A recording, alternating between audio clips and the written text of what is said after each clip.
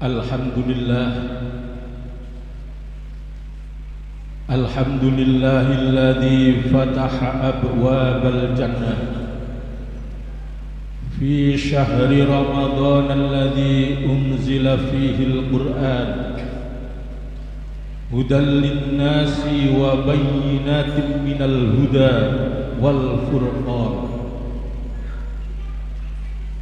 Asyhadu an la ilaha illallah wahdahu la syarika lah wa asyhadu anna Muhammadan abduhu wa rasuluh la nabiyya ba'da. Allahumma salli wa sallim ala sayyidina Muhammad wa ala alihi wa sahbihi wa sallama tasliman katsira. Amma ba'd, fa ya ibadallah usikum wa nafsi bi taqwallah faqad fazal muttaqun. Wa qala Allah ta'ala fi kitabihil karim, a'udzu billahi minasy syaithanir rajim. Ya ayyuhalladzina amanu taqullaha haqqa tuqatih wa la tamutunna illa wa antum muslimun.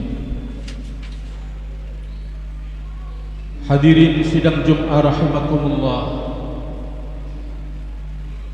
marilah kita panjatkan puji syukur kehadirat Allah Subhanahu wa ta'ala atas segala kenikmatan yang telah Allah berikan kepada kita. Selain itu, mari kita tingkatkan ketakwaan kita kepada Allah, menjalankan segala perintah-perintahnya dan menjauhi larangan-larangannya. Insyaallah malam ini kita akan memasuki bulan Ramadan, bulan yang penuh dengan peristiwa-peristiwa penting yang seiring dengan perkembangan peradaban Islam. Akan tetapi khutbah kali ini kami akan berbicara tentang satu peristiwa saja, yaitu mega mukjizat Rasulullah sallallahu alaihi wasallam berupa Al-Qur'an yang juga turun di bulan suci Ramadan. A'udzu billahi minasy syaithanir rajim. Syahru Ramadan alladzi unzila fihi al-Qur'an hudan lin-nasi wa bayyinatin minal huda wal furqan. Al-Qur'an diturunkan pada bulan Ramadan, sedangkan inti dari Al-Qur'an itu hudan lin-nas, sebagai petunjuk bagi manusia, wa bayyinatin minal huda, dan penjelasan-penjelasan mengenai petunjuk itu, wal furqan, dan pembeda antara yang hak dan yang batil. Hadirin sidang Jumat rahimakumullah, setiap nabi selalu mendapatkan bekal mukjizat dari Allah. Seperti halnya Nabi Musa alaihi salam, beliau dibekali sebuah tongkat yang multifungsi,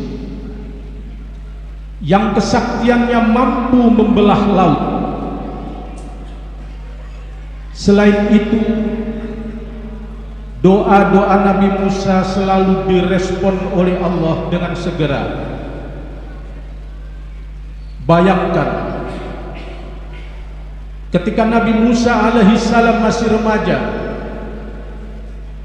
dengan doa yang sangat sederhana, beliau hanya berharap mendapatkan sesuatu yang saat itu perutnya benar-benar melilit, ngempet rasa lapar. Seperti apa doa beliau? Rabbi inni lima anzalta ilayya min khairin faqir. Ya Rabb, ya Tuhanku, sesungguhnya kami sangat membutuhkan sedikit kebaikan yang Engkau turunkan kepada kami. Bayangkan,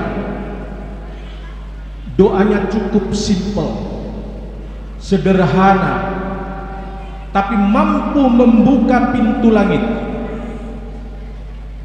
Beliau hanya butuh sedikit makanan untuk ganjel perutnya. Ternyata tidak disangka, malah mendapatkan satu paket yang jauh lebih komplit dari yang beliau butuhkan. Tiba-tiba datang seorang gadis dengan membawa makanan, sambil menyampaikan pesan bahwa beliau disuruh menghadap abinya di dalam rumah, yang tidak lain adalah Nabi Syuaib. Begitu ketemu abinya, Musa remaja ditawari untuk dijadikan menantu, disuruh milih salah satu dari kedua anaknya yang cantik, lalu dinikahkan, dan maharnya juga boleh dikredit. Kurang apa lagi coba? Ada juga mukjizat Nabi Isa yang dapat menyembuhkan buta bawaan dari lahir. Beliau juga bisa membuat burung-burungan dari tanah liat, lalu meniupnya menjadi burung sungguhan. Dan mukjizat yang paling populer adalah sebuah kitab Injil. Akan tetapi akhirnya mengalami banyak perubahan. Terbukti munculnya Injil banyak versi. Nabi-nabi yang lain juga mendapatkan mukjizat yang luar biasa. Seperti Nabi Sulaiman, bisa berkomunikasi dengan semut. Beliau juga mampu membuat sang ratu Balqis kerajaan Sabah takluk tak berdaya.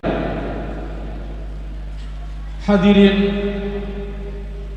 jika kita amati, ternyata mukjizat-mukjizat yang diberikan nabi-nabi terdahulu itu hanya bisa dinikmati sesuai dengan kebutuhan di masanya. Setelah itu tinggal sebuah cerita. Lalu coba kita bandingkan dengan mukjizat yang dibawa oleh Nabi Muhammad sallallahu alaihi wasallam yang berupa Al-Quran, yang tidak hanya dibutuhkan di masa Rasulullah masih hidup, akan tetapi sampai sekarang masih sangat dibutuhkan oleh kaum muslimin sedunia. Dan hebatnya, Al-Quran ini bergaransi tentang keasliannya. Inna nahnu nazzalna dzikra wa inna lahu lahafidun. Sesungguhnya kami yang menurunkan Al-Quran, dan sungguh kami akan benar-benar menjaganya. Al-Quran ini dijaga sendiri oleh Allah, dan tidak seorang pun mampu merubahnya. Dan di antara kelebihan-kelebihan lain, mukjizat Al-Quran ini adalah syifaa'un, sebagai obat, wa rahmatun lil mu'minin, dan rahmat bagi orang-orang yang beriman. Hadirin rahimakumullah, berkenaan dengan surat Al-Baqarah 185 tadi. Allah meyakinkan bahwa Al-Quran merupakan petunjuk bagi manusia dan penjelasan-penjelasan mengenai petunjuk itu. Al-Quran mampu menginspirasi kaum intelektual dan para ilmuwan. Itulah sebabnya banyak ilmuwan barat sangat respek dan terkagum-kagum dengan Al-Quran. Bahkan banyak dari mereka yang menjadi mu'allaf setelah mengetahui kebenaran yang menjadi penelitiannya sama persis dengan ayat-ayat yang dijelaskan oleh Al-Quran. Seperti Maurice Bucaille dari Perancis dan lain sebagainya. Ada Fidel Maoleri, ahli neurologi, juga seorang profesor Edward University di Austin, Texas, Amerika Serikat. Dia masuk Islam setelah ia tahu betapa hebatnya isi kandungan Al-Quran itu. Ada juga ilmuwan barat, Profesor Catchmore, awal abad ke-20. Dia memamerkan konsep ilmiahnya tentang proses terjadinya manusia di dalam rahim sang ibu, mulai dari bertemunya air mani dengan sel telur, berkembang sampai berbentuk janin. Akan tetapi betapa terkejutnya dia setelah sekelompok mahasiswa menunjukkan referensi Al-Quran tentang proses penciptaan manusia di surat Al-Mu'minun ayat 12-14. Dan anehnya Al-Quran itu sudah muncul sejak abad ke-7. Hadirin rahimakumullah, betapa tingginya nilai mukjizat Al-Quran ini. Semoga kita dan juga anak cucu kita menjadi ahli Quran, sangat mencintai Al-Quran, istiqomah membaca Al-Quran, senang belajar memahami isi kandungan Al-Quran, dan termasuk orang-orang yang selalu mendapatkan petunjuk lewat Al-Quran. Mudah-mudahan khutbah kali ini membawa manfaat dan barokah untuk kita semua.